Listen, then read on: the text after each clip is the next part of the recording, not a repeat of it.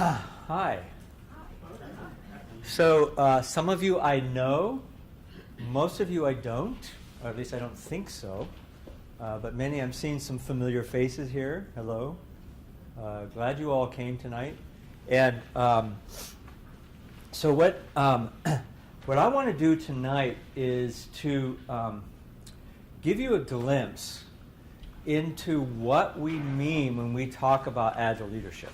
All right. And so how many people here are Scrum Masters? All right. How many people here are Agile coaches? All right. How about product owners? Program managers? Consultants? How about Agile consultants? How about people whose roles I haven't called out yet? So now, this talk, I invite you to take it very personally. So I've been working in the Agile space for about since 1999. And in the early 2000s, I started getting involved in working with large corporations who were doing Agile, back when almost nobody in large corporations were doing that. And the thing that started to happen very quickly is leaders and managers started coming to me and asking, so what is the job of the Agile manager and leader?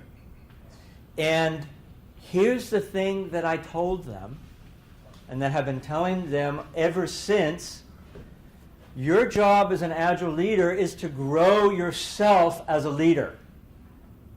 The rest comes much more easily to the degree that you grow yourself as an Agile leader.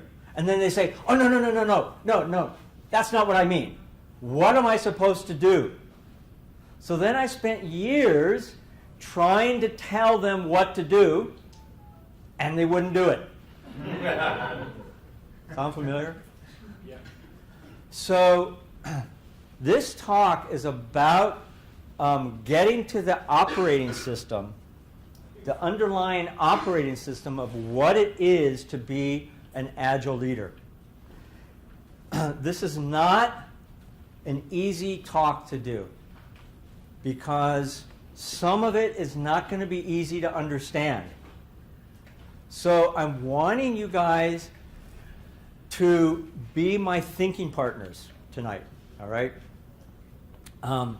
I've been doing this long enough to be reasonably convinced that it really begins, and when I'm speaking to leaders, it begins with you as a leader. It begins with how you make sense of the world around you and of yourself, all right? So don't worry about whether or not you understand everything I'm talking about. It's okay. Let it wash over you. I'm speaking to all leaders, and I'm also really speaking to leaders in organizations, organizational leaders, enterprise coaches, those kinds of people. So, so these are the topics that I want to hit on. So, about how much time do we have, Brian? Hour and a half. Hour and a half? Okay. Hour and then discussion after that. Right, okay, good. So I'm pretty sure that I can get through what I have to get through in about 45 minutes, a little, maybe roughly there, and then we'll spend the rest of the time having a conversation. For me, the best part of these kinds of talks is the conversation, you know, that we'll have as a group, okay? So, so these are the topics that I want to hit on. So first of all, what's the market technology environment? Another way of saying that is, why Agile leadership? Why agility to begin with? So I want to get to first principles, because we talk about Agile like we think we're talking about the same thing, but we're not always talking about the same thing. So I want to get to sort of original principles. And so this is about moving from a predict and plan sort of mindset and management methodology to a sense and respond. All right? So that, for me, is what agility is all about. Whether we're talking about Agile teams, whether we're talking about Agile development, whether we're talking about enterprise agility, whatever it is we're talking about, that's essentially what I mean, and I'll unpack that. Moving from delivery agility to organizational agility. So we've gotten reasonably good in the industry at Agile delivery. Would you agree? Yes. You shouldn't agree. No. Better than organizational agility. Yeah, yeah. So I'm going to. So I want to make a case for that. You cannot have delivery agility without organizational agility. Simply impossible, right? It's like having a toe without a foot. You can't have it. Can you? Maybe you can. I don't think so. I haven't figured it out yet. Probably not, right? So it's kind of like that. So then we get to, so what is the job of the Agile leader? The job of the Agile leader is to catalyze. So I'm going to use strange big words tonight. Forgive me, right? The job of the Agile leader is to catalyze organizational agility. Is to catalyze, to bring about an ecosystem in which organizational agility naturally emerges. If it doesn't naturally emerge, if we have to force it, forget it. It's not going to work. So then we move to the inner operating system of the Agile leader. So I'm going to be using this operating system metaphor a lot this evening. And then what does this have to do with your organization? So we're going to point it back to kind of your organization, and then we're going to have a rich, hopefully a rich, I suspect a rich conversation. So that's my intention for tonight. You guys with me? Yep. Good. Okay, cool. So today's market technology environment, volatility is the first thing. Volatility means that something happens that we don't expect. It's very simple, right? That's what volatility is. And this is what this is kind of a snapshot from a month's period, or some period of time in the stock market. So volatility, right? Surprising things happen, much of the time surprising in a way that we don't like. Not just that we don't expect, but we don't like, or we don't want. Uncertainty, which is different than volatility. Uncertainty is that we see something, but we're uncertain about what it is. Accelerating change. I keep trying to find an image that shows the exponential curve. This is a linear curve, so it makes it look a lot easier than it is. It's actually much worse because it's actually exponential. So if this was to scale, this graph would go way up, to the, what floor are we on, 6? So it would go up to the 9th floor or something like that. So that's the kind of change that we're looking at. And then ambiguity, which is I see something, but I don't know what it is. It's a little different than uncertainty, which is I'm not sure what's going to happen next. And ambiguity is I see something right in front of me, but I don't know what the heck it is. And one of my great teachers, Carl Weick, used to use the term organizational riddles. That most of the situations we run into in organizations are like riddles. And this is what we mean. This is what I mean by ambiguity. And all of that summed together is from the old Army term. How many people have heard the term VUCA? V-U-C-K, so V-U-C-A. It's an Army term that refers to the natural condition in which we live, which is uncertainty, volatility, all that kind of stuff. Does this sound familiar? Does it sound like the world we live in? Snafu sounds like more familiar. Well, so snafu is something different. Snafu is a product of VUCA, right? Or snafu is a momentary experience that we have that is the manifestation of VUCA, but in the background is VUCA, right? So remember that, because we're going to be using that word a lot. All right. So how do business leaders and managers typically approach VUCA? Well, not so good. Predict and plan. So predict and plan is the predominant approach. Now, we've been talking about, we talk about Agile, we think we're doing Agile, but most places that I go to, we're doing Agile in a very predict and plan way, right? And predict and plan, the essential thing about predict and plan is that we think that we can predict the future. And on the basis of that, we can make a plan. How many people believe that? You should all put your hands up. How many people have planned a vacation in the last 2 or 3 years? Raise your hand if you've planned a vacation in the last 2 or 3 years. We are the product of a predict and plan idea. the way we think tends to be predict and plan. The way I think does. You know, when I make a plan about something like last night, I flew into, I was expecting to fly into DC. Where did I land? Pittsburgh. So I had a great plan, but I ended up in Pittsburgh, and I'm supposed to teach a class at 9 o'clock this morning, right? That doesn't work. So I live in a predict and plan world. I suggest we all do, right? Now, the assumption of predict and plan is that there is a causal relationship between cause and effect.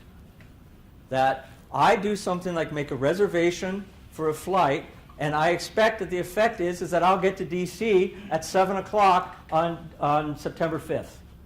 I end up in Pittsburgh at 10 o'clock December 5th. All right?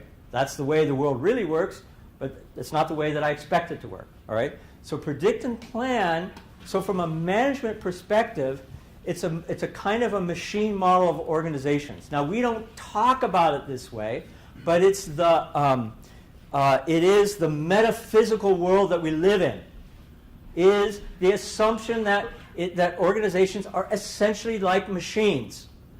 Okay? So, the way that it works is that when something surprising happens in an organizational setting, we have a perception of a lack of control.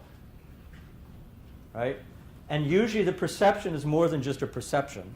It's like, oh shit! Something happened. What am I going to do? Then we move into, what do? We create some new process, don't we? We figure out what happened, and we try to correct it so it doesn't happen again in the future. So we create a new process and a new structure. But guess what? Not all conditions are handled. We don't know that at the moment. But that's kind of going on behind the scenes, because much of reality is going on behind the scenes. And then things start to fall through the cracks. We're back to perceived lack of control. And boom, boom, boom. What do we end up? Compounded. This is a really scary term. You should be very frightened of this term. Compounded complication. Which is, we keep, by trying to solve a complex problem with a complicated solution, predict and plan solution, what do we end up with? Kind of a big mess. It's like when I first started doing corporate agile consulting, I'd had 1 year of experience in working in a corporation. And I was thinking, what the hell are they hiring me for? I don't know anything about this. But the thing that struck me when I started going into corporations is how completely, insanely complicated everything is. How many people have ever seen the old movie from the 70s, What's Up, Doc? One of my favorite funny scenes is a judge, a befuddled judge, who's trying to find out what happened. And he asks this person to explain it to him, and the person explaining to him, because you know the movie, it completely makes sense, but if you listen to it objectively, it's complete nonsense. And that's what it's like for me when I go into companies. And that's what it's like for all of us because of this. All right? So the problem may not be solvable from a complicated solution or from a predict and plan methodology. In fact, I'm not going to say may. I was being very polite when I made this slide. It is absolutely, indisputably not solvable, because we live essentially in a different kind of world. We don't live in a complicated world. So a different approach would be what some people call a sense and respond approach. And in a sense and respond approach, we assume that we cannot predict the future. We assume that our plans are only there to help us figure out what we're going to do tomorrow and next week, right? But then there's no guarantee. So in a predict and plan world, we plan as we go, right? We create conditions where we can continuously learn, and we emphasize the ability of having rapid feedback. And we endeavor to create structures and processes that are more adaptive. This reflects a new assumption that what we're dealing with is not something that's complicated like a machine, but complex like a tropical rainforest, right? So here, we emphasize interactions, right? We emphasize relationships. There is not a causal relationship. Sorry I keep moving around so much. Pain in the ass, I know. So we're dealing with complexity where there's not linear causality, where the cause of something that's happening today may have been something that happened on the other side of the world 20 years ago. Most of what's going on in the world right now is a result of unintended consequences from anywhere from a week ago to 30 years ago, right? So it's insanely complex. So we need a different approach. We need what I'm calling a sense and respond. We need to develop a sense and respond capability, right? You with me so far? Yep. Yeah. Good. So, thank you. So here's Scrum. I discovered Scrum in, 2001 maybe? I think the book had just come out, Ken Schwaber's first book. How many people have read Ken Schwaber's first book on Scrum? That was like a complete revelation for me. I was like, it was so interesting. It was interesting and it completely made sense. And here the idea is that we've created at the level of software development, we've created a sense and respond methodology, right? So sense and respond is about sensing what's going on and then responding, and then sense and respond. And it's a constant dance. And sense and respond is a capability. It's not a hope we have. It's a capability. It's a set of competencies that we need to build, just as we build predict and plan competencies. Predict and plan, we don't just wake up and have predict and plan capabilities in companies, right? We have people go to get MBAs. The whole MBA system is built on based on predict and plan. And so we need a similar sort of metaphysics, a similar set of education, a similar set of ways of developing capability for sense and respond. And Scrum gives us a beautiful framework for doing this. Now, here's the rub. This is one of my favorite quotes. Ken Schwaber was my first Agile teacher. I was probably among the first 100 people who was certified as a Scrum Master with Ken Schwaber. I was an early certified Scrum trainer with Ken Schwaber, and this is my very favorite quote from him. I'm going to read it. Implement Scrum, and all of the reasons that an organization has trouble delivering quality software on schedule are thrown up in your face day after day. I mean, you got to get that. It is, isn't it true? I mean, think about your experience. Day after day, month after month, made obvious and critical by Scrum. So Ken Schwaber used to always use this disgusting metaphor that Scrum is like a meat grinder. What comes out is a product of what goes in. Right? So it's not easy to do, is it? And the reason it isn't easy to do is that Scrum and any other Agile framework or methodology that we choose to commit ourselves to lives in a world of predict and plan organizational environment. All right? So this is not new, is it, to anybody? Right? This is not surprising. It shouldn't be. So now, typically, what I hear people talk about is that what we need is more leadership and management, quote, support. How many people hear that? What we need is more leadership and management support. What do you think of that? I personally think it's insufficient. I think it requires a lot more than leadership and management support. It actually needs something revolutionary, what I'm calling organizational congruence, that there's a congruence between how we're working at the level of Agile delivery and at the level of organizational agility. By the way, those circles over there mean something, but we're not going to get into that tonight. That refers to an integral way of thinking about holistic organization development, right? But the point here is that ultimately we need to rethink how we think about organizations. Is this a question? Is it a hand that came up? Well, what I was thinking about was in terms of having more leadership Yeah. and management support as Yeah. command and control. Yes. Okay, is what's going to lead to that? The biggest problem we have with cultural changes is not being able to change the structure, Yes. because culture follows structure. Okay. So so I would I'd like to suggest that that's a theory, and it's a viable theory, but it's not the only theory. So so I'm just going to make a little brief plug for integral thinking. This is not a talk about integral thinking. And those of you who don't know what integral is, just look up the word integral online, and you'll get more information than you can possibly absorb.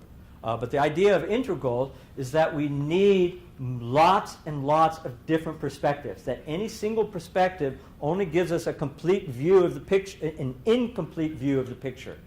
And that integral is about completing our views. And so these circles indicates a set of different views that will help us get a more complete picture of organizations. So while that's true, that alone is not true, in my opinion. Yeah. Okay, great. So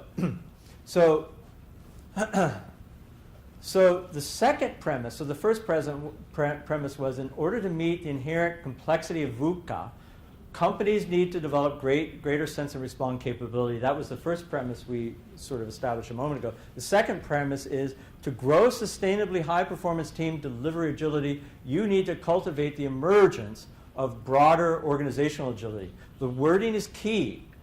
You cannot mandate, you cannot motivate organizational agility into existence, because it's a complex phenomenon. And so it reminds me of the story of a friend of mine who was an ecologist named Jack White, who worked in Illinois.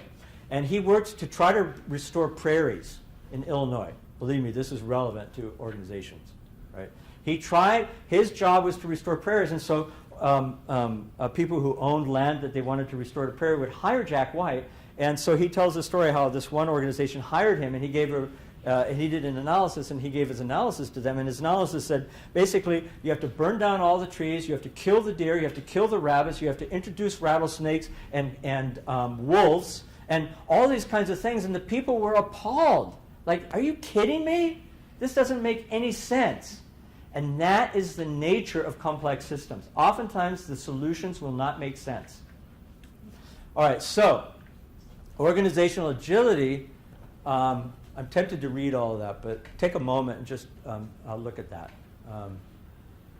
But basically, organizational agility is about developing sense and respond capability at the level of the whole organization. So it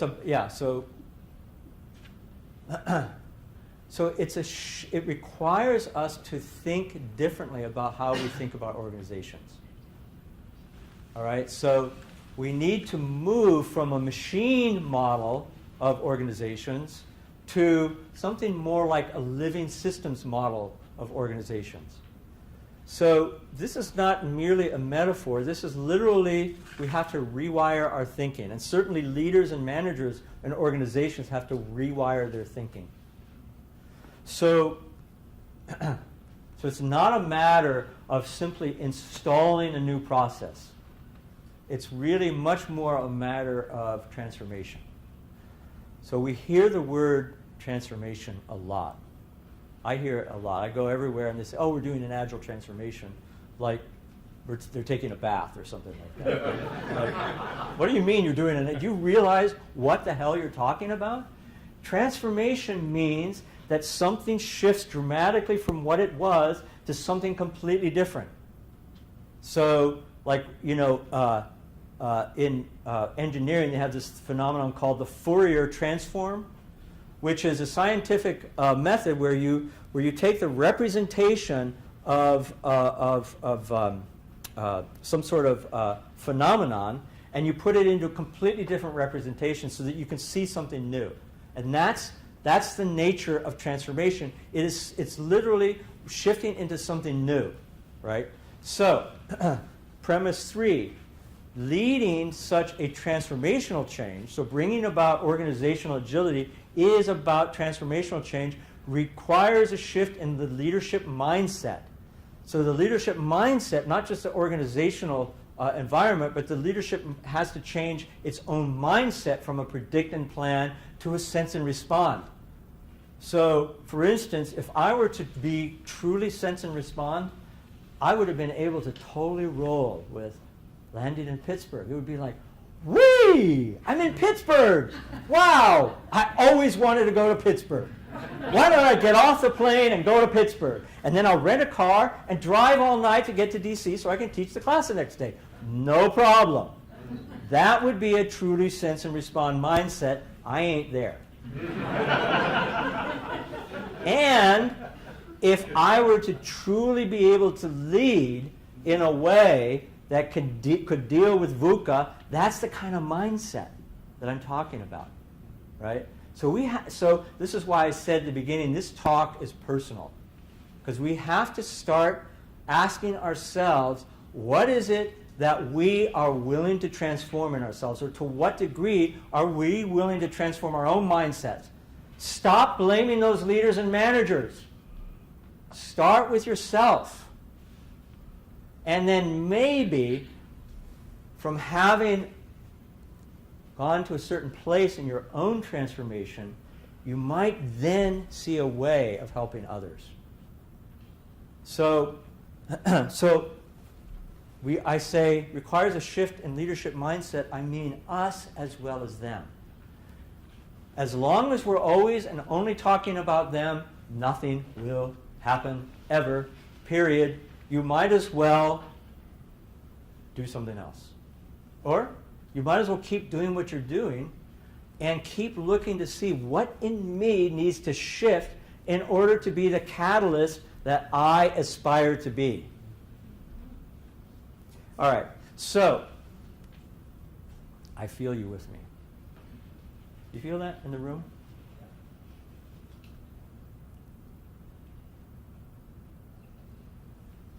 All right, agile leadership. The ability to catalyze the emergence of deep, sustainable sense and respond capability across organizational systems. What agile leaders do.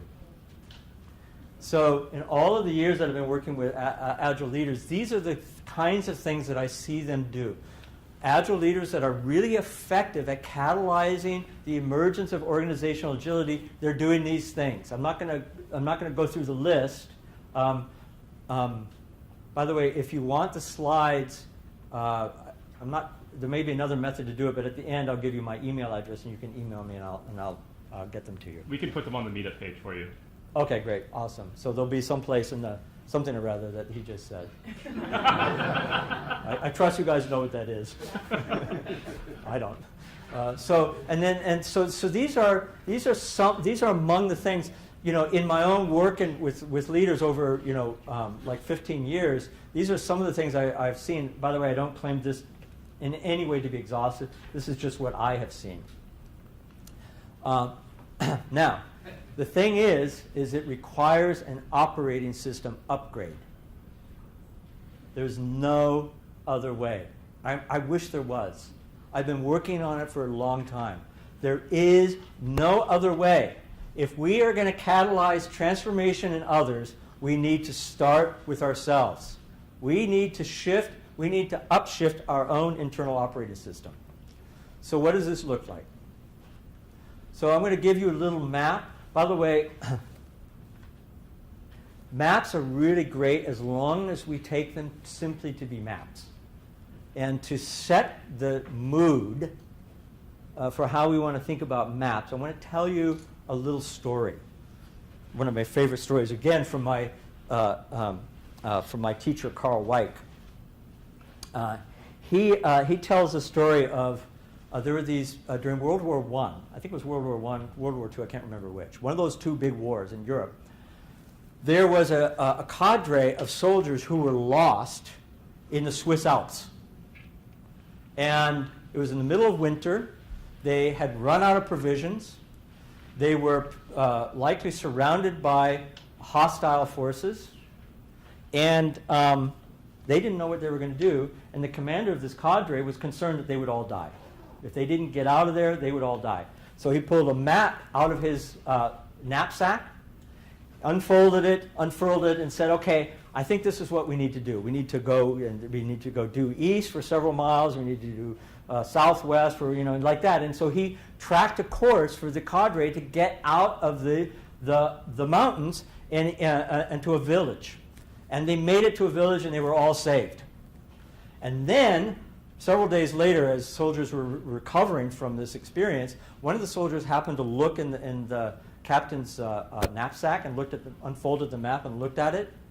I think you guys know, some of you know where this is going.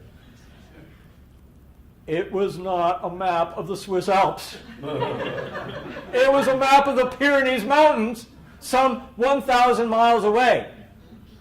So, the thing about maps is any map will do. Right? As long as it's reasonable. As long as it's reasonable. As long as we believe it. So I'm asking you to believe this map. Just for the sake of, to help us get out of the Swiss mountains. Swiss Alps. All right, so this is how it unfolds. So there are 3 parts. The first part is personal leadership. So this has to do with my own capacity for sense making. It has to do with, and by the way, I differentiate sense making from meaning making. Sense making is how I make sense of information that's coming to me from around in my world, right? So it's a kind of a cognitive way of making sense. Meaning making is emotional. Somebody says something to me, and I make up a story about what's going on. Somebody says something and I am insulted, right? They did not insult me, I promise you. But I take that they did. That's meaning making. Sense making is when something strange happens when I'm driving down the road, what's the sense that I make of it? I can't tell if this person's making a right turn or a left turn. I need to somehow figure it out. So that's the difference between sense making and meaning making. All right? My capacity to empathically relate with others. So these are all things that happen in our own internal sense-making operating system. We're going to unpack this a little bit more in just a moment. All right, so that's the complexity of sense-making. The next part of this map, I often call this 3 horizons of agile leadership. The next one is relationship leadership. My ability to relate with others, to communicate effectively with others. Right? To collaborate, to be able to be in collaborations. I've recently started a new company, and so I've been collaborating with new people. And collaboration is really hard, isn't it? How many people find that collaboration is pretty hard? All right. How many people of you who didn't raise your hand are lying? It's really, really hard. So there's relationship leadership. And so we want to develop complexity in relationship. Complexity in our capacity to relate with lots of different people in lots of different situations. So to the degree we can do that, we're going to be able to facilitate organization leadership, which is what we typically think about when we think about like management and leadership. We tend to think of it in the organizational context. My suggestion is that unless we develop our own internal sense-making operating system and develop skillfulness in relationships, you might as well forget about being able to impact the broader organizational context. I'm sorry to deliver so much bad news. Okay, so these all, like I was just saying, all lead to one another, right? So it's an operating system in this sense. There's a kernel, there's services, and then there's I can't remember all the different terminology of the different parts of the operating system, but there are lots of different parts. So let's dive into the sense-making kernel, the operating system kernel. So what do you see? How many people, take a look at this picture. How many people see a young woman in a hat? Raise your hand if that's true. All right. How many people see an old woman with a large nose? Right. And some of us might be able to see both. All right. So now, here's a question. Where does the picture exist? On the screen? In here, right? So that's what we're referring to by sense making. And so we construct the world in our minds. It doesn't just, it's not like, we're not like a processing machine that takes information in. We literally construct the world based on input that's coming in. So it's kind of like this lens that we're looking through, right? That lens always intervenes with what's going on between us and the world. The lens it doesn't only color what's happening, it literally determines it. So we literally see tigers in our world that aren't actually there. And then we don't see tigers that actually are there, right? So how many people know what I'm talking about here? Like if you look in your own life, we make up stories about what's going on around us all the time. My wife said something to me. I got really irritated with her. We got into a fight. Where did all of that happen? It happened in our minds. It happened in our own sense-making apparatus. So we need to develop the capacity to see our own sense-making lenses.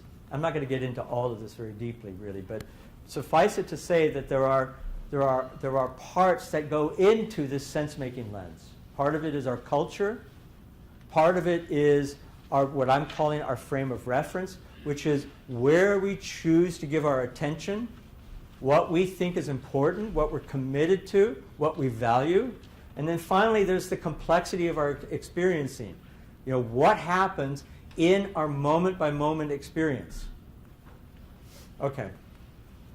So now the problem is that oftentimes the sense-making lens we have is incapable of dealing with the complexity that's around us. Would you agree with that? Yeah? So how many people have ever seen this before on a computer screen? It was kind of fun, wasn't it? Yeah? How many people had fun with MS-DOS? Admit it. I had lots of fun with MS-DOS. But MS-DOS had a lot of limitations, didn't it? Right? And it was an operating system. And it was an operating system that had limited capacity to run complex apps. You're not going to run PowerPoint. PowerPoint, what's the most recent version, 2007? Huh? 2016. Oh, 2016. Oh, I'm really way behind the times. Yeah, so you're not going to run PowerPoint 2016 on DOS, right? It's not DOS's fault. It's just simply not an operating system that's equipped to deal with that sort of complexity. So along comes Windows 1.0. Suddenly we have quasi-multitasking. We have this graphical user interface. Really a completely different capability. It's an operating system capability. And then some years after that comes along Windows NT. So NT brought a level of capacity for dealing with complexity that Windows 1.0 couldn't deal with, and so on and so forth. The same thing happens with us. So I want to teach you just a little bit about developmental psychology, because it's important.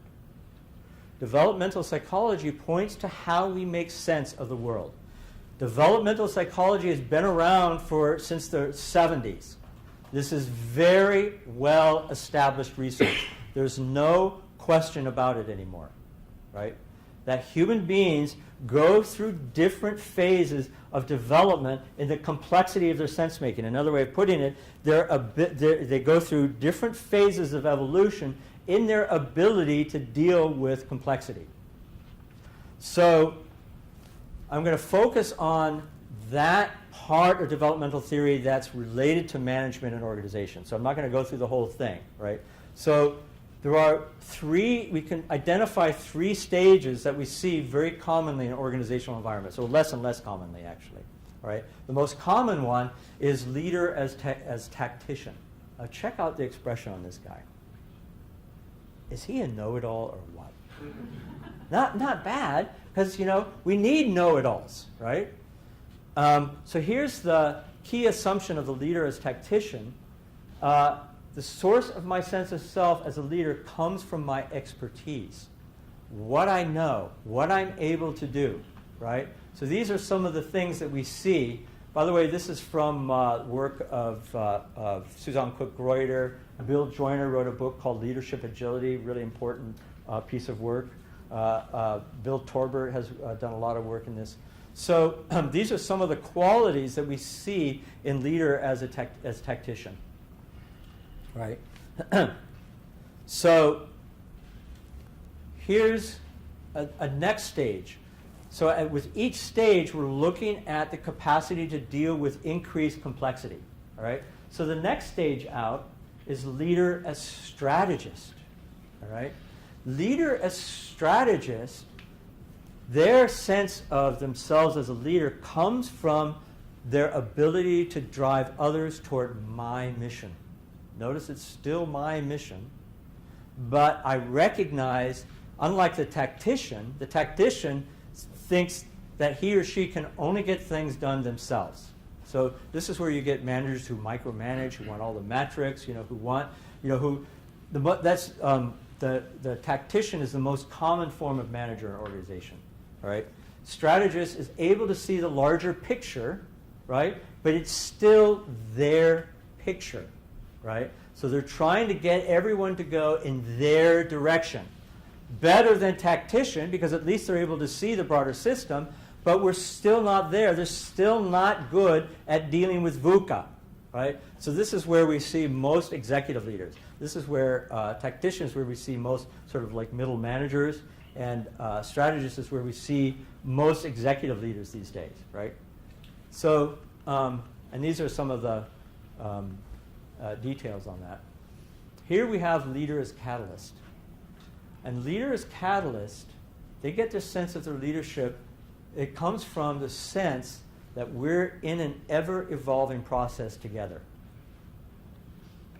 So can you see how that's really very different than leader as strategist? Yeah? Oh, yeah. Just don't see him around. You don't see him around, but now here's the thing. This is not a personality typology. This is a developmental phenomenon.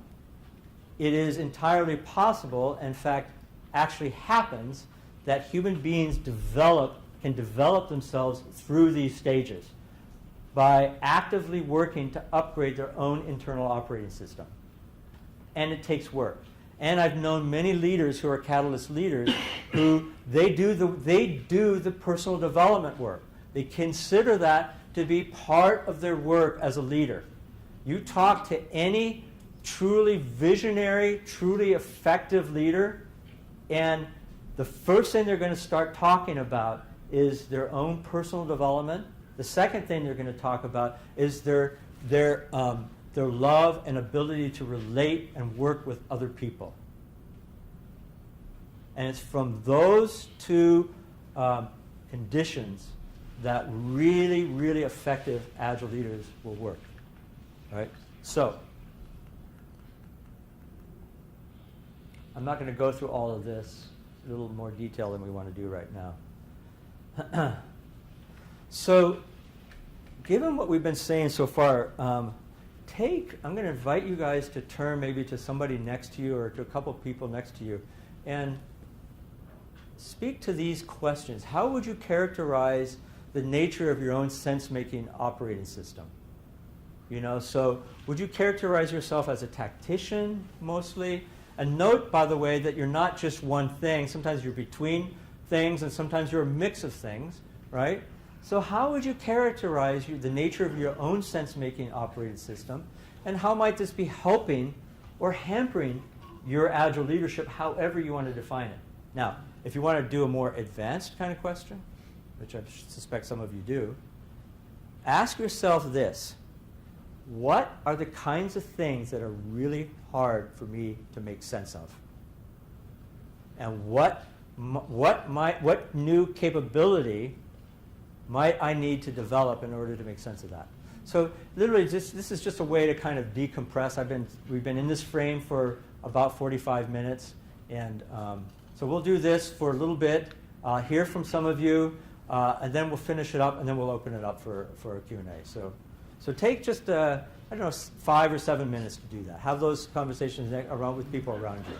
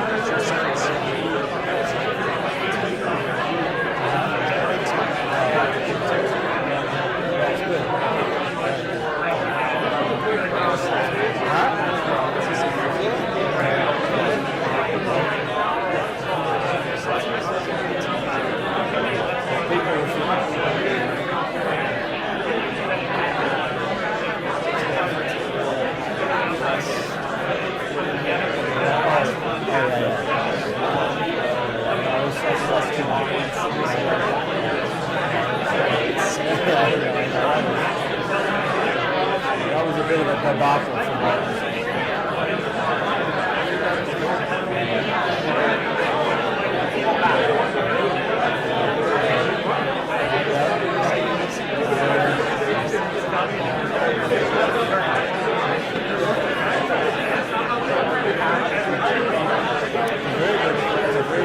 a big crowd.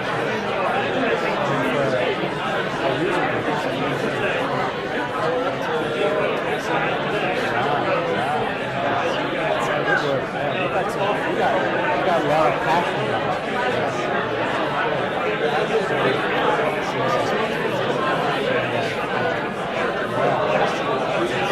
It's so hard to keep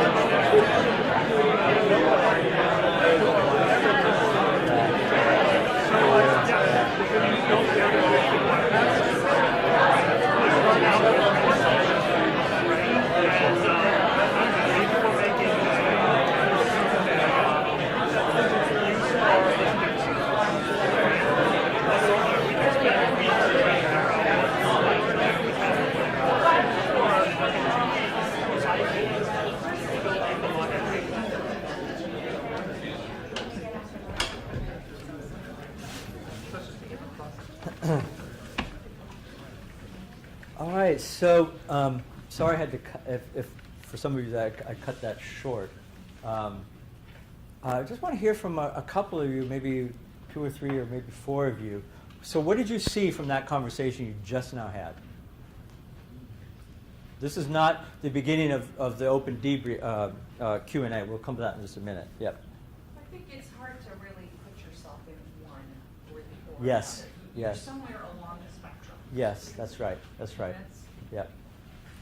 So I often like to say it's like a parfait, right? And each one of us has a different amount of yogurt versus fruit versus whipped cream or whatever it is, right? Nuts, you know.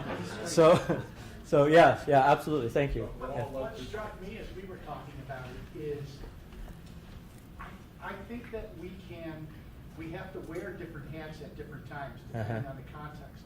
Yes. So somebody who might be used to operating on a strategic plane may need to sometimes dig into tactics. Yes. But I think that we Yes. can bring a catalytic approach to Yes. strategy and to tactics. Yes. Because it has to do with the quality of our interactions with people and a lot of the things on your slides. Yes.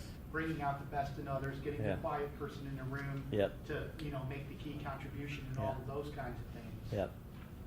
Yeah, I absolutely. And see, the trouble with tactician and strategist isn't that they have the wrong way of making sense. It's that they tend to think that their way of making sense is the only way. And it isn't. When you get into catalyzing level of leadership, we start to see people who are able to see that sometimes I need to bring a strategist frame to my leadership. Sometimes I need to bring a tactician frame to my leadership, but all within the context of what is it that I'm trying to create in the larger scheme of things. Strategists have a hard time seeing beyond their own perspective. Tacticians have a hard time seeing beyond their own department. Right? Yes. So that's why Agile works, right?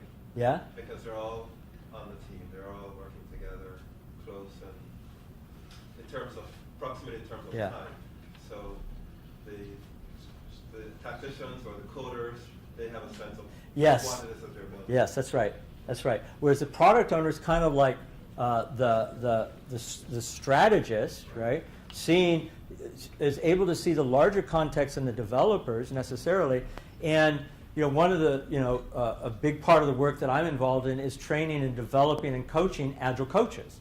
And Agile coaches, one of the things that we help them do is develop a kind of a catalyzing mindset, a way of seeing the larger system, a way of engaging people. So I'm speaking very, very roughly, just to build on what you're saying, Robert. Yeah, thank you. Yes, over here. The tacticians, they call it. Tactician? The people who are on the actual field, usually more. Yes, but Strategist tends to be, I don't know, whenever I get asked somebody to help me find a strategy, usually I find that it's leaders who don't actually know what's going on. Yep. So they tell you to go and find strategy. And when you said the catalyst, I think that's a great kind of the next move. The only challenge that they tend to have is the non-power way usually form the day-by-day challenges and reality. Right. Which is how Right. do you then deal with that? Right. And I think that was a bit of a challenge from the Right. discussion before though. So catalyze, I'm just going to speak to that very briefly. So catalyzing leaders, the way that they work at the level of the organization is they view organizations as ecosystems, right? They don't view them as machines. They don't see that in order to effect a change over here, they got to go in there and do something to the machinery. No, the way that catalyzing leaders tend to look at organizations is they see them as ecosystems, and they ask themselves the questions, okay, how can I, or we, it's usually we, how can we design conditions such that qualities and capabilities emerge in the ecosystem that help it do what it's designed to do? It's kind of like Jack White and that prairie, right? How can I create conditions such that prairie can grow? Because the end of that story is that some 10 years later, what he created was conditions such that the prairie was able to regrow. Right? So can you see that it's a completely different way of thinking about organizational management and organizational systems? We'll take one more reflection on this exercise, then take a few minutes to close this, and then we'll completely open up for questions and conversation. Anything else on this exercise? Yes? Well, what I was wondering is that staying in the competition mindset Mhm. actually hampers your personal development. And we can all Yes. move forward. Yes, yes, that's right. So, the thing is, the question is what do you identify with? If you identify yourself with all of the belief systems of a tactitional leader, you are going to be limited, right? And yep, I think that's what I would say to that. Okay. So I think I have just one more thing to share with you. It's fairly brief. Before we move on, yeah. can you just repeat that question Yeah. that catalyzing leaders ask themselves? You said, how can we design conditions such that capabilities? So I'll try. I won't. I may not say exactly the same thing, but I'll recreate the idea. Right. So So as a catalyzing leader, the question I'm asking is how do I design for the emergence of conditions that support what it is that we as an ecosystem are here to do? So how can I create conditions that bring about the emergence of what it is that's needed for us to do what it is we are here to do as an organization? So if you look at like a company, right? So how can I develop capabilities? And unfortunately, we just simply don't. That's a whole other topic to completely unpack that. But it has been unpacked, and it is being unpacked, which is how to do this in an organizational environment. And just to give you a couple key words, integral has a lot to do with it. And there's another field of work and research called spiral dynamics, which has also influenced my own thinking and a number of people's thinking who do this sort of work. Okay, so can we go to the last thing? Yeah. And then we'll open it up. Yep.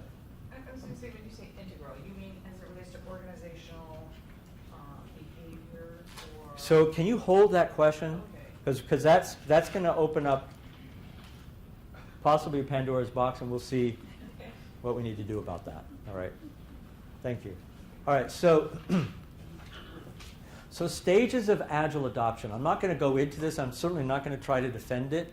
But basically the idea here is that knowing what kind of agility you're trying to do in your company is really going to be helpful. Now, I keep hearing companies that are talking about we're doing an Agile transformation. When I hear Agile transformation, I think of organizational agility.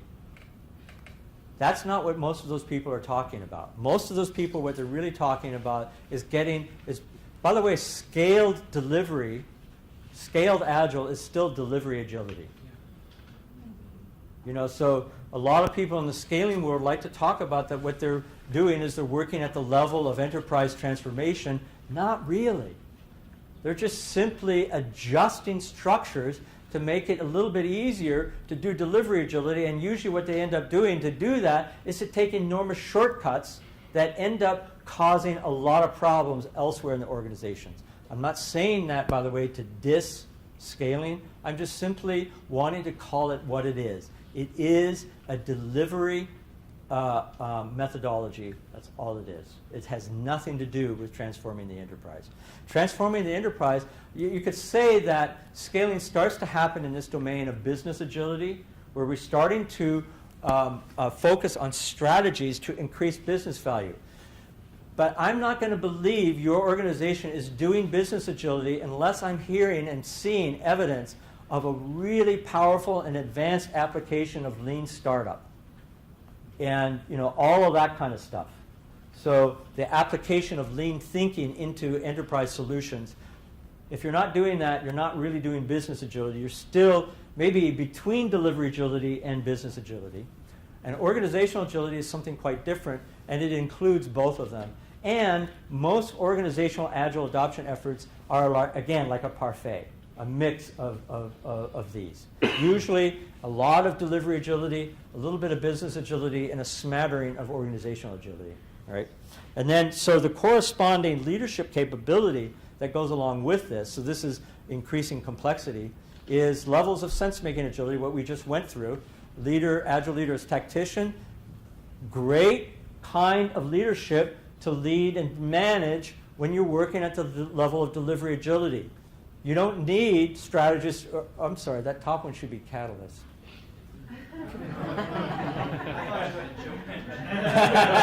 The big punchline. Catalyst is really strategist. Hey! Joke's on you! No, it's just really bad. Oh, did my laptop die? No, I was going to switch to the agile.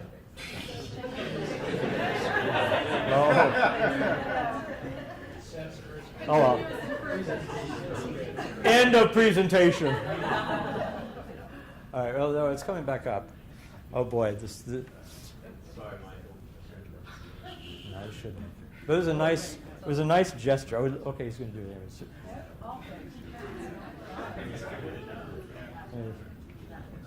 Almost done. I'm so sorry.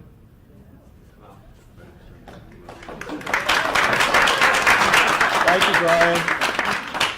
We now have the black screen of death. Yes. Okay. Presentation agility. And presentation is over. But you guys get what I'm talking about, right? So you know, like to have catalyzing leadership, if what you're trying to do is delivery agility, is probably overkill, right? Maybe. So, but it depends, because catalyzing leaders tend to understand the nature of the moment and what organizations are able to deal with, right? And oftentimes organizations in the early phases of an agile adoption, by the way, I think of agile adoption as like a 20-year endeavor. If you're really doing it, as a 20-year endeavor. Yep. So it takes a long time, because here's what I've seen happen. So I've been around long enough now to see the long-term patterns. I've seen 17-year patterns now. Maybe not quite 17, certainly 16, right? 16-year patterns. Here's what happens. Company does agile adoption effort number 1. That lasts for about 2 to 3 years, and it doesn't go so well, and then a new executive leader comes in and kills it, right? End of agile. Everyone thinks end of agile. A year later, that executive leader gets sacked because he's so incredibly ineffective and so completely clueless about what's really going on. A new executive leader comes in. We're doing agile for the second generation agile. All right, lots of stuff happens. They still suck at it. That leader gets canned, but they're a little better at it than they were before, right? And then that leader gets canned. Agile dies again, but it doesn't die quite as long, because there's enough of a culture of agile that that it can come back to life again. And then Phoenix comes out of the ashes again. Agile adoption, 3rd generation. So that's about as far as I've seen it go. 3rd generation is better than 2nd generation, but it's still at best operating at this level, right? So this is a long-term game, right? Catalyzing leaders know that anything worth doing is a long-term game, right? Catalyzing leaders, ones who are catalyzing leaders or even beyond, have visions that go way beyond their personal life. They know that to realize their vision, they're going to be long gone by the time their vision gets realized, right? Or the world may end before it happens. But that's not the point, right? Okay, good. So just a couple of things. So I am writing a book on this topic, and the book will go into a lot more depth and a lot more breadth than I can possibly begin to even hint at in a single hour. And then we also have a workshop. It's called Evolve Agility, Transforming Yourself as an Agile Leader. The evolve agility is a key word here because we're talking about the evolutionary nature of agility, and it begins with you as a leader. So the premise of this workshop is this is about upgrading your own internal operating system as a leader. So it's definitely, I've been doing a lot of workshop design over a lot of years. This is definitely the boldest thing I've been involved with. When I think about it, I quake in my boots. It's really, but anyway, so we have some coming up, including one that's coming here. And there's a tiny URL. Probably the best thing to do if you have any interest in this, send me an email at that email address. Our company is such a lean startup kind of company that we don't even have a website yet. So we've created a training, and we made an announcement. We filled up a first class in September 27th, so that gave us a sense of, okay, so there's some viability here. Now let's think about doing a website. And so we're now in the process. We should have a website up in the next week or two, right? So completely agile, lean startup approach to doing this thing. I have to confess, when I was creating this slide and I realized I didn't have a website to put on, I felt quite embarrassed. But bear with me, all right? If you want to know more, send me an email, please. All right? Okay, that's it. Open discussion. Sorry, it took a little longer than I thought. Always does. So questions? Yeah, buts? Yeah. So first of all, thank you so much for the talk. I thought it was amazing.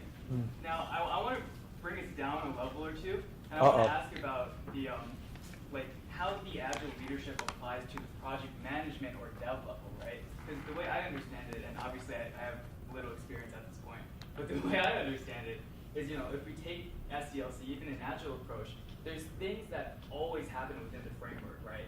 Like during every sprint, before it, we always plan, and during the planning, we always, list out user stories, impact, all that stuff. So how do you reconcile the agile thinking, sense and respond thinking to kind of this framework of project management that always happens? You mean the predict and plan aspect of project management? Yeah, it seems like a little clashing to me. But. Yeah, it is. It is. Just know that in adopting a sense and respond approach to things doesn't mean you throw out predict and plan. You just use it to the degree that it's useful, right? So a lot of people say of Agile, well, it's Agile, we don't need to plan, right? So from the very beginning, I was always a huge advocate of Agile chartering, which is bringing the entire project community together to envision and create a roadmap for how we're going to attack the development and delivery of this product and service. Now, the thing is this is a highly sense and respond approach to planning, right? So I'm not saying don't plan a vacation. I'm not saying, honey, let's go to the airport and see where we're going to go. I wouldn't advocate that, right? So there's an element of planning, and at the same time, it's a kind of approach to planning that recognizes, as Dwight Eisenhower said, the point is not to plan. The point is what happens to us as a community in the process of planning something together. And the emphasis on the word together. It's about creating shared understanding, shared commitment, shared vision. And and then you can throw, once you've got that, then it's like your map of the Pyrenees Mountains. You don't need it anymore. Is that useful? Yeah, thank you. Hopefully it's not too cryptic. Yeah. Yeah, I appreciate your giving the talk. I think it's very inspiring for me. I've worked at a lot of different companies, but generally the companies I've worked at, a very large swath, right? I guess I've been lucky. I've worked there when they were what we're calling agile, which I just termed to be creative and open. So there's a lot of energy when you have that sort of thing taking place, because now everything isn't so set in stone. Yeah. Like the way you think about solutions and problems and how you tackle obstacles on the most basic level, personal and otherwise, it's always a creative endeavor every day. Yeah. So I've tended to gravitate in one way or another into those sort of environments. And I've seen a lot of incredible things happening, Yeah. a lot of different companies, Yeah. Sony, Sega, Microsoft, LexisNexis, a lot of different companies. But then at some point they mature and they turn into this very stale, Yeah. solid block of cheese where everybody's kind of invested and protected and isolated in silos, which kills the creativity. And then we're getting into these frameworks we were talking about. So what happened? Why does there seem to be such a large demand to get back to have this discussion of reflection that you're talking about? And what's the first thing people can do to start adding that competency back for themselves? So when I go into a large company, I never assume, in fact, I think it's a complete fantasy to think that we can transform entire companies. But what we can do is we can create conditions in which emergent transformation can happen within pockets inside of companies, right? And those pockets become incubators for individual human transformation. So I regard any work I do in helping companies improve and transform as an endeavor in broader social transformation than in corporate transformation. I'm not convinced that publicly traded companies can truly transform. It might be possible, but I'm not convinced. But that's okay. It doesn't matter, because the notion of a corporation is, to a great extent, a social construction anyways, right? So, at some point, it's going to wear itself out. It's not going to be relevant anymore. Something else will emerge. And to your point, yes, there are lots of companies, most of them are smaller, not all of them, that are emerging into this higher level of capability. And by the way, a lot of those companies have never even heard of agile software development. Yeah. So we are really in the midst of a major movement. This is truly happening. Yeah. I saw a bunch of hands over here. Now, this side is winning, so I'll take one more over here, and then I'm going to turn over to here. All right? Yeah. So, I want to go back to the integral and spiral dynamics. Yes.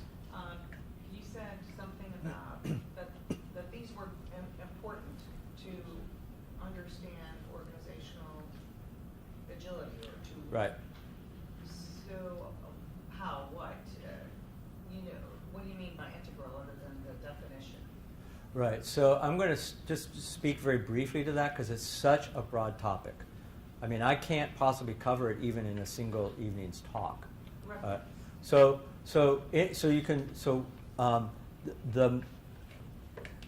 I would say the place I would go to first would be Ken Wilber. He has a book called Integral Psychology. That's a good place to start with. Does anyone else? Yeah. What do you have? Udemy now, which is a MOOC. They just designed a course on SDI, so it's Yes. Biodynamics Yeah. Integral, Yep. which comes down to the fundamentals. They don't Yeah. go as high as Ken Wilber, but Yeah. they talk about it. Yeah. So Sinead is pointing to a related discipline to integral, which is spiral dynamics. And so that's a great resource, probably. Also, there's a book called Spiral Dynamics by Don Beck and Chris Cowan, Cowan. Also, there's a book, a more popular book, less good in some ways from my perspective, but more accessible. It's called Reinventing Organizations by Frederick Laloux. So that's another resource. So I think with those resources, that would give anyone who's interested in learning more about integral and spiral dynamics a good place to start. Yeah, and then you'll find references galore from there. Yeah, William. Darren Heigl, I don't know if he still runs a meetup here in the DC area. There's 3 people here who are actually integral practitioners, and John Hughes, myself, and Darren Heigl, and we'll see, maybe we can resurrect the meetup. Yeah. So will there be a way for people to find out about that, William? What's it, plantsolutions.com is Darren's website, so you can still got his meetup up there, go and see when it is. And I've just come back to DC area, so I need to reconnect with him myself. Cool. So if I remember, I'll try to send a link out to the whole group. Uh-huh. Of us. Cool. Cool. So some questions or comments or over here? Yep. I'm a small business owner in a completely different industry, and you talked about upgrading as a leader. Do you have any examples of how to upgrade and kind of how to change your way of thinking, I guess? So again, that's a whole other topic, but I can say a couple things to that.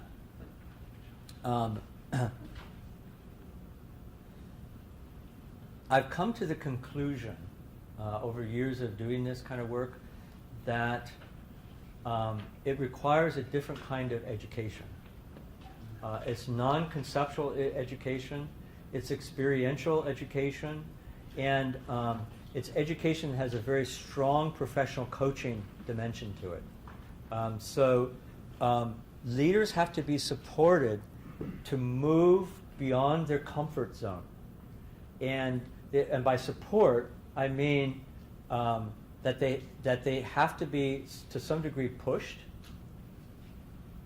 whether by a coach or by a mentor or by maybe some organizational environmental condition. So, for instance, the catalyzing leaders I know who are really good at developing leaders. And one of the things they do when they're developing leaders is they put them into situations that stretch them. Not stretch them in terms of their competence or their expertise, but stretch them in terms of what they're able to deal with emotionally, psychologically, and cognitively. You following me? So I'm convinced that's the only way. And from what I've seen, just from what I've seen, and from the research, that's pretty much what it takes.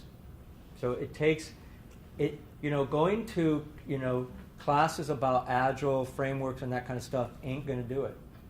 It just is not going to do it. Or a conceptually oriented education where people leave the event feeling pretty good about themselves, or that ain't going to do it. They need to be literally in what I call a developmental environment, or what what's his name calls a deliberatively developmental organization. Robert Keegan. He has a book called Everybody Culture or something like that. Creating a deliberatively developmental organization. It's creating conditions that are deliberatively developmental, which is to say it's deliberatively constructed to catalyze people's internal operating system upgrade. And it's happening. I mean, it's a big part of leadership development now. So the most advanced work in leadership development is talking about this stuff. This is how they talk about it. So just follow on, would that include coaching? Oh, absolutely. One-on-one coaching, Yep. And would you recommend any particular programs, not necessarily just for one-on-one coaching, but are there programs that one could go through that would provide that? To develop yourself as a coach? As a leader. As a leader. Yeah, I don't think I think coaching is to some degree relevant for leaders, but I wouldn't recommend necessarily. I mean, I guess leaders can get, coaching programs can be deliberatively developmental in the sense that we're talking about here, but thank you. But there's probably a faster track for leaders because you're also developing a lot of skills as a coach, which is important, but a little bit off topic, in my opinion. Yes. Could you name one or two leaders that have evolved as catalysts that have gone through this developmental process? I know several personally, and there are many who exist, and for some reason they're just not coming to mind. And I'm also afraid to say the names of some of them because it could end up becoming a politically rancorous conversation. There are many, many out there, and many of them you already know. Many of the most famous ones we're very, very familiar with. Nelson Mandela is one person, for instance, who comes to mind. But you need not necessarily be a godlike figure to be at the level of catalyzing leaders. You already know many of them. everyone in this room, you already know many catalyzing leaders. You know who they are. Yeah. Sorry to be not more helpful on that. Yeah. Sort of on that same vein, maybe not in one person, but in the capacity for a company. I think there are companies out there who, they were successful at one point, then they sort of meander downhill, but they're having changes of leadership, and each leader are at different levels, and when they have a leader who is at that, who has a capacity, that's when the company sort of takes off again. For example, I'll say a name because I'm not going to feel the question, but Microsoft, right? Their current. Yes, that's right. Great example. The current leader, CEO of Microsoft. Right. So he came with that for the company itself. Yeah. It seemed like they went through leadership until they Yeah. that person who had that skill. Yeah, yeah, yeah. Yeah, I'm not sure what to add to that, but yes. Sorry. Yeah, over here, and then a couple more over here, and then we'll come back to this side. I know you guys are. Yeah. Thank you again for tonight. I was wondering if you could give maybe a 2-minute elevator pitch of what your class entails. So the class Evolve Agility is a 3-day workshop, and what it is a sequence of activities and experiences that have leaders experience their own leadership, and where the gap is between how they are currently leading and how they aspire to lead. And so there are a series of very, very specifically designed activities that are designed to expose that. So it's a very non-conceptual kind of workshop, and so there are no PowerPoint slides. There might be one or two, and it's very light on models and frameworks, and very heavy on creating conditions where leaders get to experience and grow in real time their agile leadership across the 3 horizons that I described, which is the personal leadership, relationship leadership, and organization leadership. And so it's a very real-time oriented. This is not talking about leadership. It's about creating conditions in which leadership can happen, and people learn about and grow their capacity for leadership experientially. So it's a different kind of workshop. It's not for everybody, right? But it is for leaders who are really serious about upgrading their capacity for agile leadership. Is that? Yeah, that's great. Yeah, you're welcome. Yeah. So to do this, to be an agile leader, and to be a catalyst, and to see things getting done bigger than, the sum is greater than the whole the parts. I might be getting that wrong. Yeah. But it takes a lot of energy. Yeah. I think it takes a lot of psychic, emotional energy. Yeah. It takes a lot of involvement of a different sort maybe than when you were talking about the typical strategists that we find at the C-level in a lot of organizations. Can you talk about how a person remains energized? Because I think that ties into also the question about how an organization stays energized. Yeah. And Yes. Have you thought very much Yeah. on that? Do you have any thoughts on that? Yeah, yeah.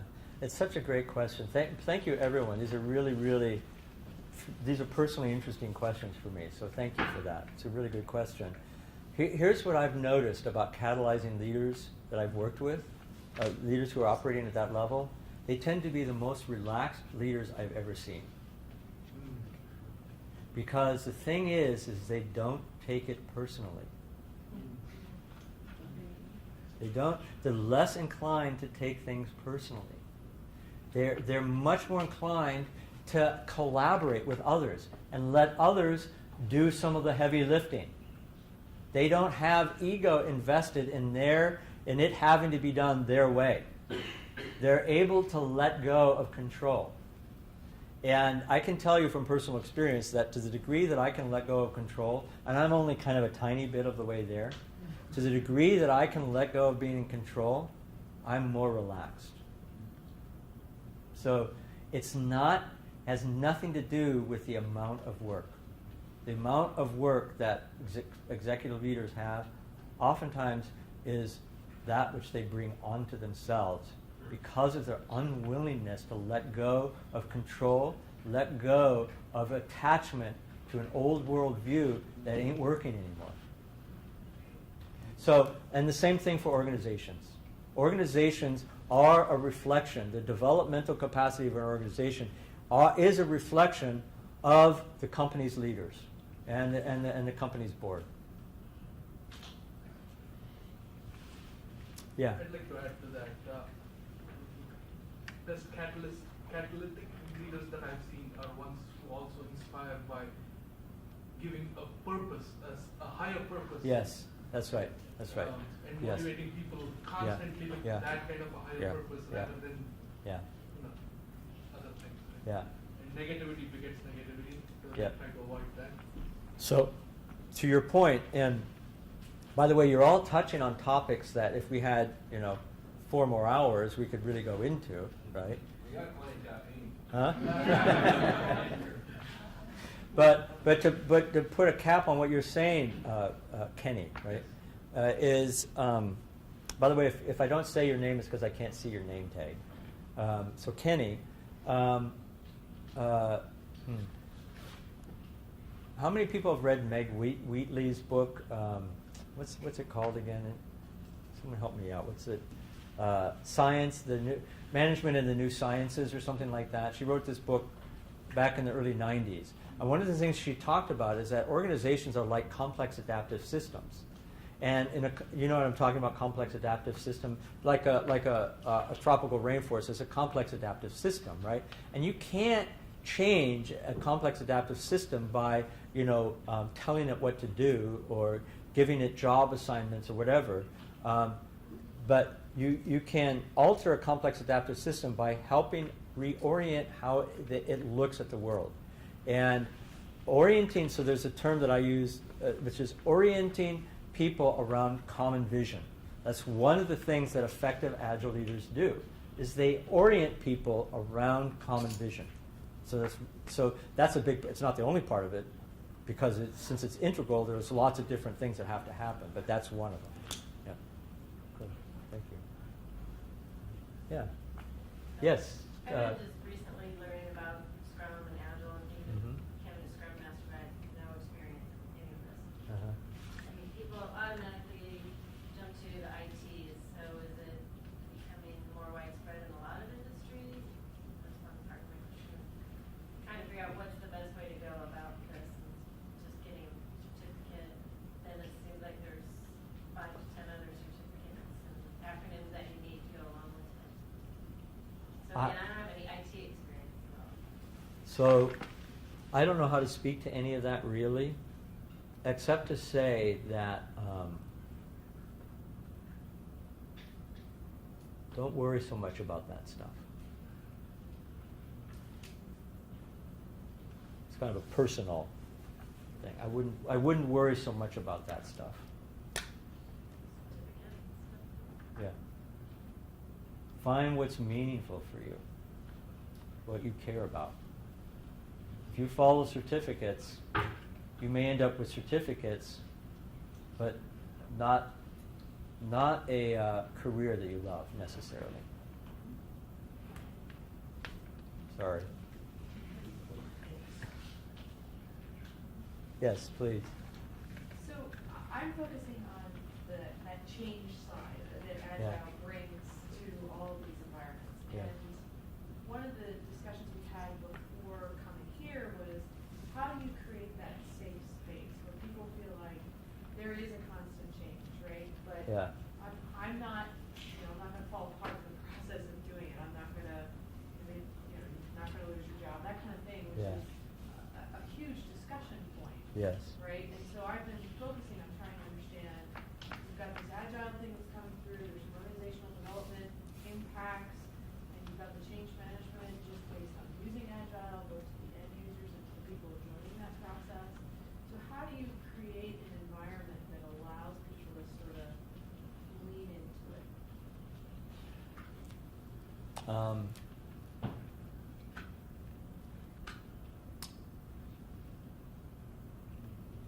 I'm thinking how to respond in a way that's useful.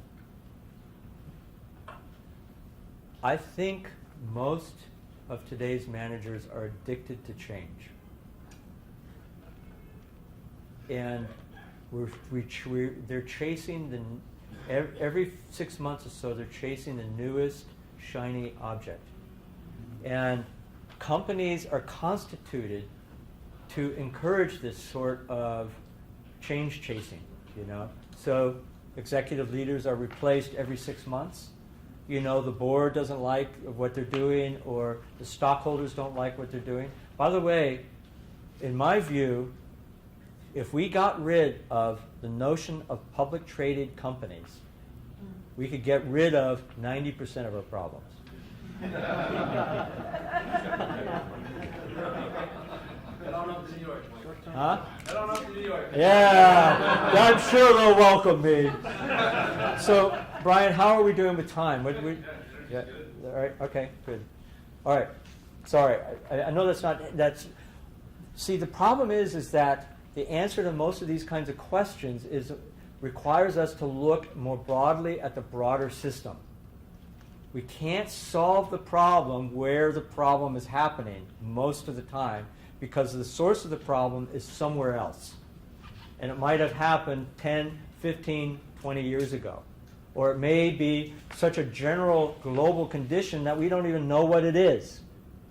So one of the things that we do is we teach leaders about systemic thinking. How to understand the nature of secondary causes, unintended consequences. Most of the problems in the world, most of the challenges, like North Korea, tell me about it. Talk about the law of unintended consequences. If you study the history of U.S. foreign policy in relation to North Korea, you will come to the conclusion that they are absolutely right in their position. And I know that's an apparently appalling thing to say, but it's the nature of secondary causes and unintended consequences. We create unintended consequences every day, and we don't notice it because we haven't developed the capacity to notice what's going on around us in a way that can take in the complexity. See, this is what we're talking about, right? If we don't have the capacity for systemic thinking, we simply cannot see the secondary causes we're generating and the unintended consequences that are the result of our actions. I can't even see it in my own every day-to-day life. I mean, and I'm reasonably good at systemic thinking. But then, you know, there's an explosion with my wife. And I realized, shit, here we are again. The law of unintended consequences. I forgot to take out the garbage 3 weeks ago, and I'm dealing with it today. Because I promised, right? And I broke a promise. That's the law of unintended consequence. Every time you break a promise, there is an unintended consequence. You may not like that. You may not agree with it. But go out and look at the stars. Go out into the middle of the desert, look at the stars, and complain about your right to break your promise, and notice the benign indifference of the universe. Cool. So, yeah. Well, taking all this all in, and I worked for one company for a very long time, a large company, and organizational silos is a big issue with large companies because managers maybe want to change, but they're changing in the context of what their organization, their slice of the puzzle, rather than looking vertically and truly understanding what's the value you're trying to, what is that true north for your company? Yes. And the contextual awareness is not there. Yes. People think they're doing the right thing because everybody wants to do the right thing. Yes, that's right, of course. But no, and I actually accept that as a canonical fact, that people want to do the right thing. Sorry. The book Team of Teams by Stanley Crystal, General Stanley Crystal, is a great book in my mind. But it talks about complicated versus complex. Complex is kind of what you were talking about today. Ever-changing situations where you have to think on your feet, and the only way you can do that is if everybody has the contextual awareness, and that Yes. shares the information. Yes, yes. And you work together. Yes. Toward the same goals. Yeah, that's exactly right. And what you're pointing to, Bob, in that is the notion of a human system as an ecosystem. Exactly. And you think of it as an ecosystem, and how can we tune this ecosystem?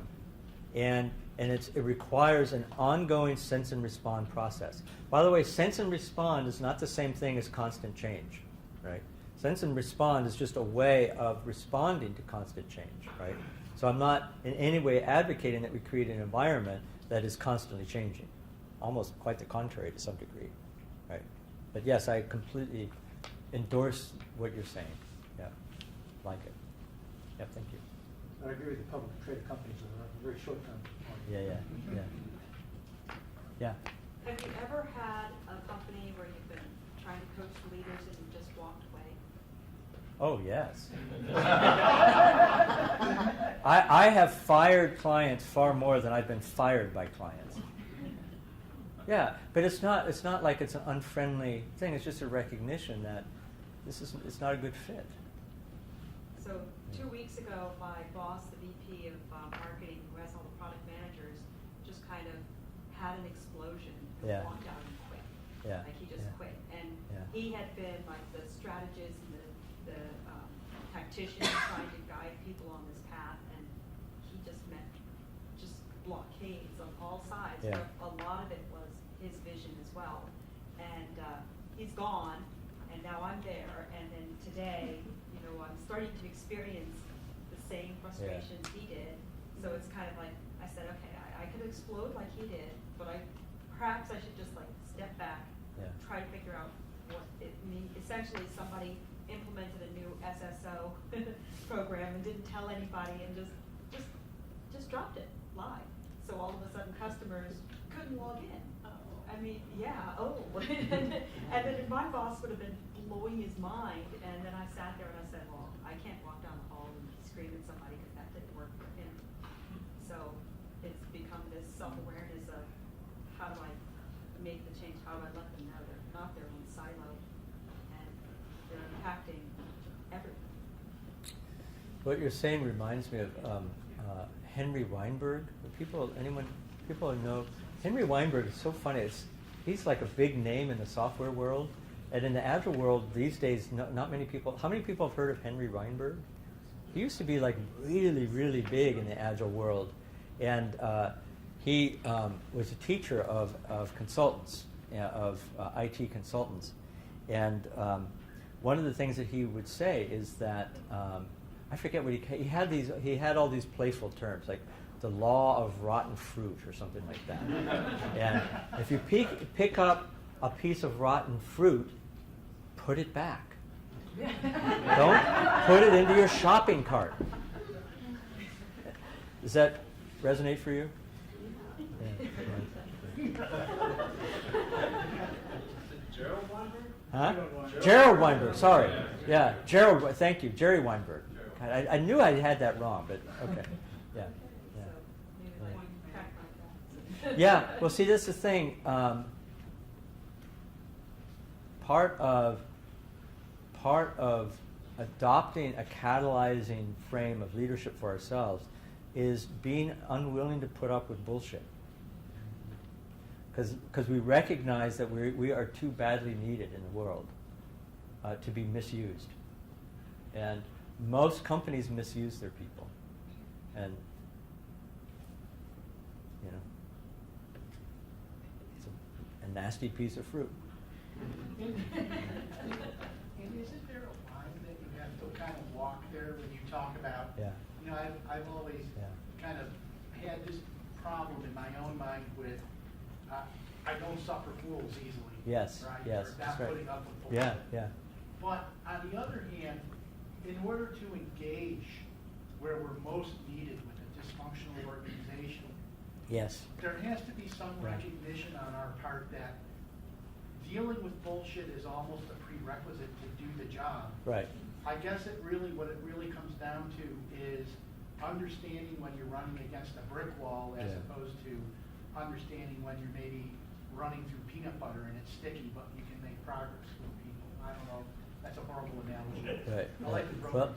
Yeah. well, so yeah, it is a fine line, and so when I say don't put up with bullshit, I don't mean it in the sense of an egoic affront. Right. We often interpret bullshit, or we relate to it like it's like an affront on our ego. That's not what I'm talking about. I'm talking about when I'm able to put my ego aside and look the situation straight in the eye and ask myself, is this the best use of me? Given the need in the world. And it's almost an objective question. It actually has nothing to do with you. It has to do with the world, what's needed in the world. So it's actually a very humble way of relating to yourself. Is that? Yeah. One more. Yeah, one more. Okay. Oh, it's kind of a comment to add to that if you really do approach that in a humble way, Yeah. and you're in a situation, Yes. as the woman over there just described. Yeah. As a leader, you Yeah. may say, well, I'm going to admit that I've been doing this for X period of time Yeah. in this organization, Yeah. probably done what I can. Yeah.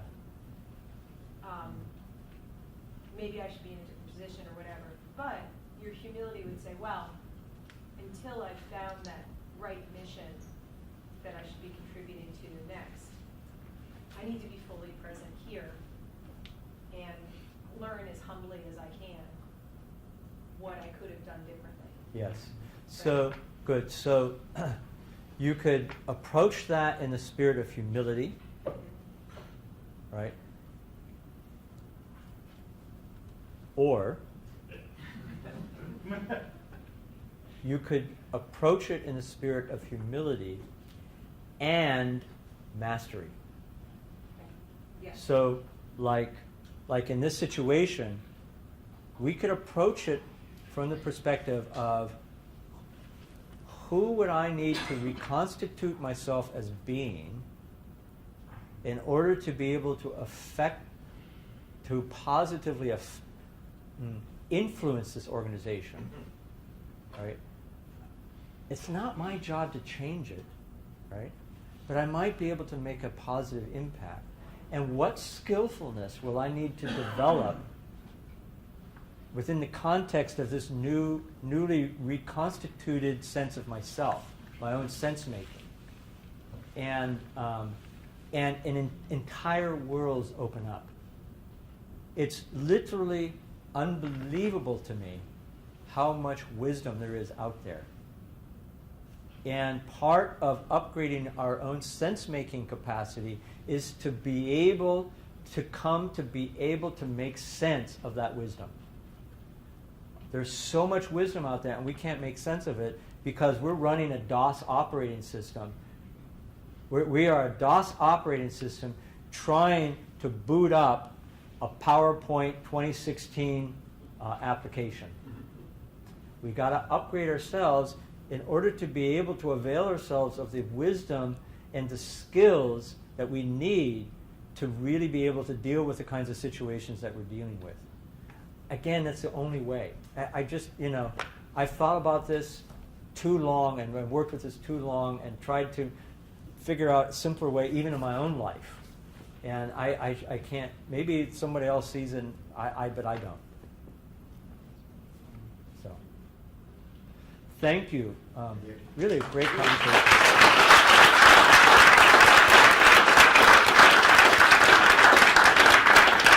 So you have a very appropriate book. I think if anybody, I've taken the course with Craig Larman on large-scale Scrum, and you want to get a crash course in system thinking and causal loop diagramming, good book. There's a guy that will take you through that. So, good book, signed by him. But Michael, if you could do the honors. Okay.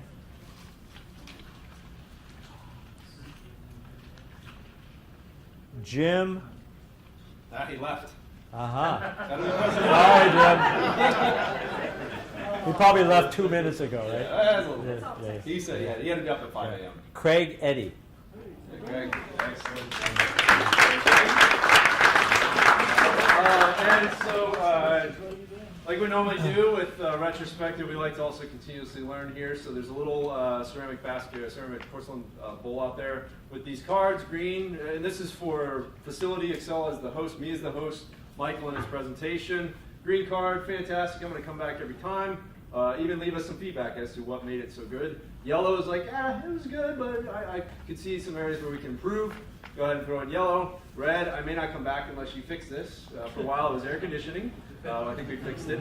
Michael, you may want to submit one for me for a real-time interactive with your presentation. My apologies, I failed out to you. And I noticed when you asked me that you held up the red card. Huh? Yes, and I will hopefully make up for it with a nice bottle of cab. Nice. There you go, sir. Very Thank much. you very much. Let's hear it again.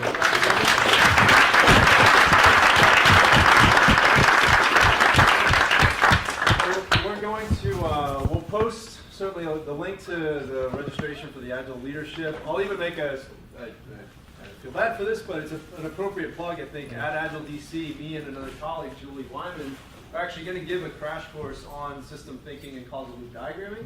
So it's a very introductory, 45 minutes crash course into it. It's just barely even touches the surface. How do you feel about fifth discipline and Peter Singh's? I love it. I think it's great, very digestible by many into systems thinking. So I'm a big fan of that. I know Lisa, you turned me on. I know you turned me on. I know Craig even said, if you haven't read it, you got to read it.